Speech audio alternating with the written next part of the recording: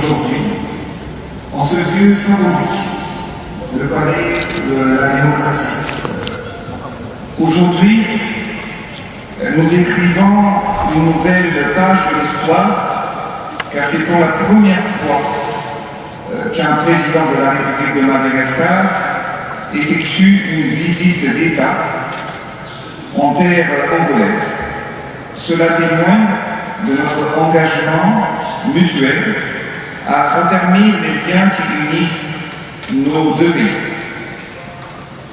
Nous avons eu le plaisir de découvrir votre magnifique ville, symbolise les symboles de votre richesse et culture, mais également j'ai beaucoup appris de votre histoire.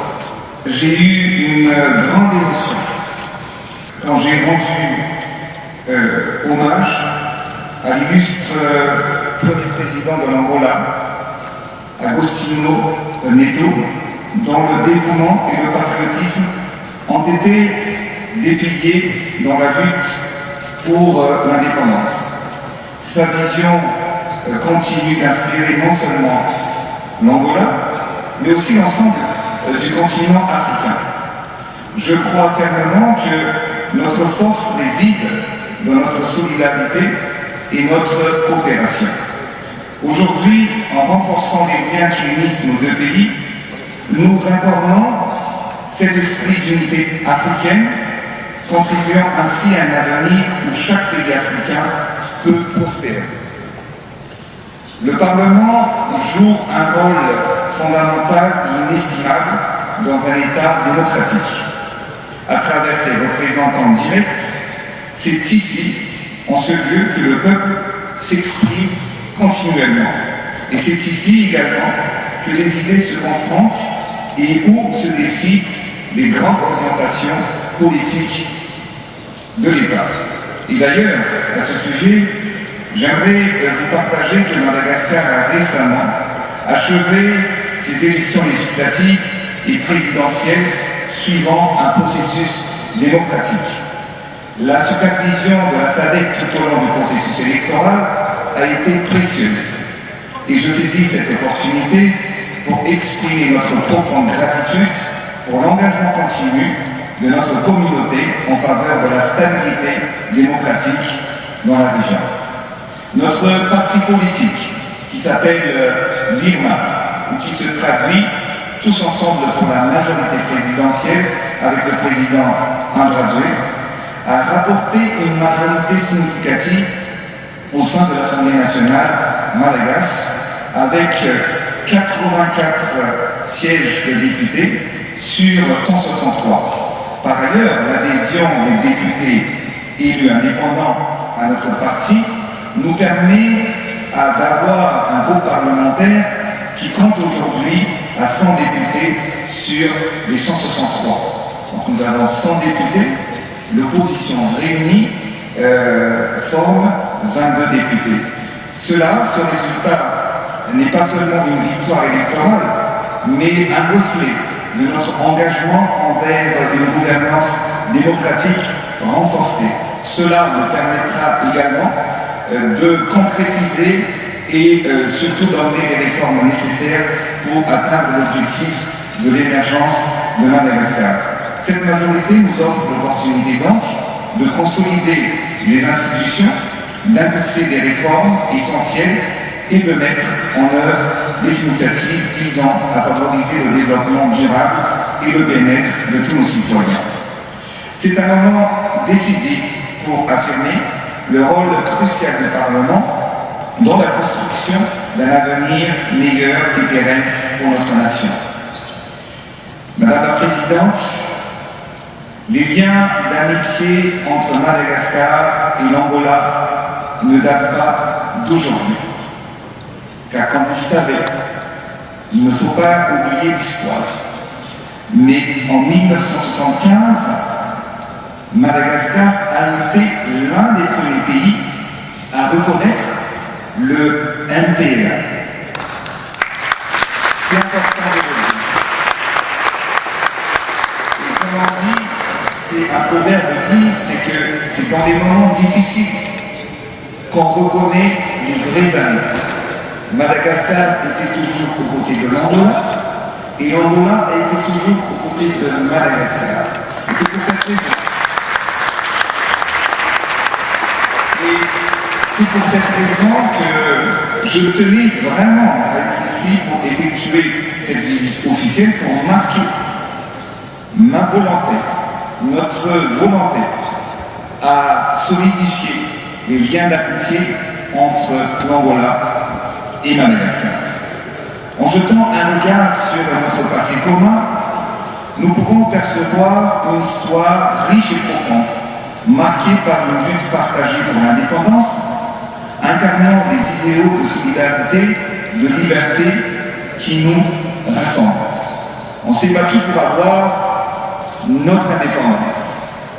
Pour l'Angola, vous avez pu rassembler et rétablir la paix. Maintenant, il y a un défi que nous devons mettre en place, c'est qu'il faudrait vraiment que nous apportons le développement tant attendu par nos peuples. Cette solidarité historique est le socle sur lequel nous pouvons bâtir un avenir commun. Vous savez, l'Afrique est un continent d'une richesse incomparable, tant par sa diversité culturelle que par ses immenses ressources naturelles. L'Angola, Dieu nous a donné le pétrole, les diamants et tant de ressources naturelles, mais Madagascar aussi. Nous avons des ressources naturelles abondantes, mais le développement tant attendu par la population n'est toujours pas au rendez-vous. Mais nous allons tout faire pour changer et transformer notre pays. Vous savez, on ne le dit pas assez, et c'est souvent négligé, mais il est important de rappeler que l'Afrique possède une superficie plus grande que les autres grands pays du monde entier. Dans notre subvention, on a toujours tendance de dire que l'Afrique c'est un problème, l'Afrique c'est la pauvreté. Mais on peut transformer que l'Afrique, et je le dis, l'Afrique c'est la solution et l'Afrique c'est l'avenir.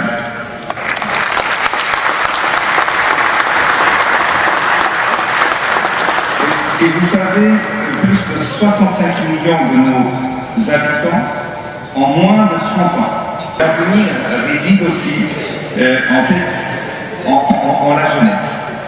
Mesdames et messieurs les députés, membres du Parlement, Madagascar et l'Angola ont franchi de nouvelles étapes à travers l'établissement de nos relations diplomatiques et la signature de plusieurs accords signés aujourd'hui même.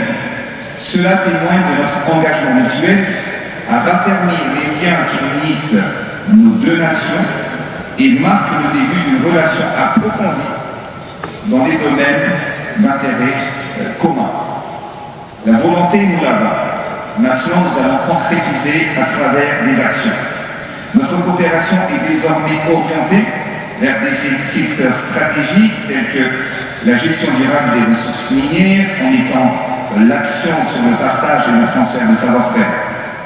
En me projetant vers l'avenir, je peux percevoir une relation qui se renforce davantage entre Madagascar et l'Angola.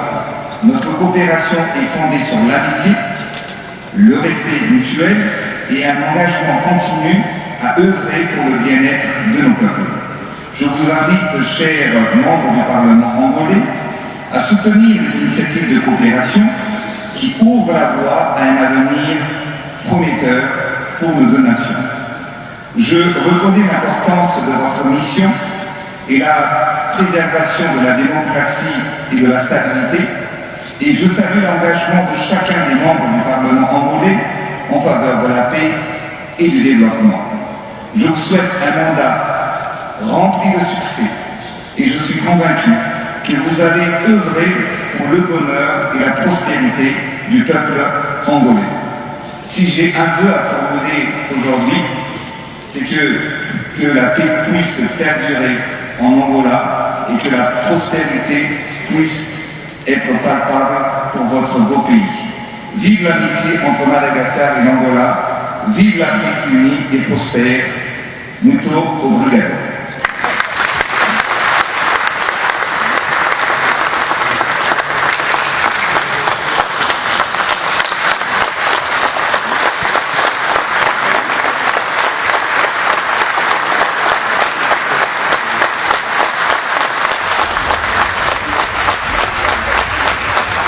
Visite président de Madagascar.